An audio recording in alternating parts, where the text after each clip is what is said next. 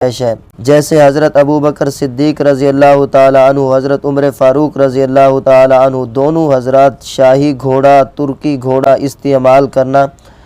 اور باریک لباس پہننے کو اچھا نہیں سمجھتے تھے۔ حضرت عثمان غنی رضی اللہ تعالی عنہ نے اس کی اجازت دے دی۔ اسی طرح پختہ مکان بنانے کو شیخین رضی اللہ تعالی عنہ ناجائز سمجھتے تھے، جبکہ حضرت عثمان رضی اللہ تعالی عنہ نے اجازت دے دی، ورنہ روم اور شام والے کیسے اسلام لاتے کہ یہ تو سخت مذہب ہے۔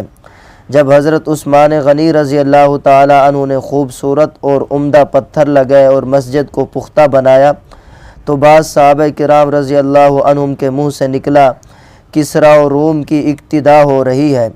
مگر حضرت عثمان غنی رضی اللہ تعالی عنہ نے یہ کام جاری کیا، قیامت تک ان کو اجر ملے گا۔ مسجد اچھی بنانی چاہیے۔ میرے عزیزو، حضرت رائے پوری رحمۃ اللہ علیہ فرمایا کرتے تھے، مسجدیں اس زمانے میں اچھی بنانی چاہیے، کوٹھیوں اور بنگلوں سے زیادہ خوبصورت ہو، کیونکہ امت نے آگے پھلنا پھولنا تھا، ہر ایک عمری زہد پر نہیں چل سکتا تھا، سارے ابو ذر نہیں بن سکتے تھے، اس لیے حضرت عثمان ذو النورین رضی اللہ تعالی عنہ نے ہمیں حدود شریعت بتائیں تاکہ اہل ثروت کھل کر اسلام قبول کریں۔ یہ بھی حلال کی حدود میں ہے، اگرچہ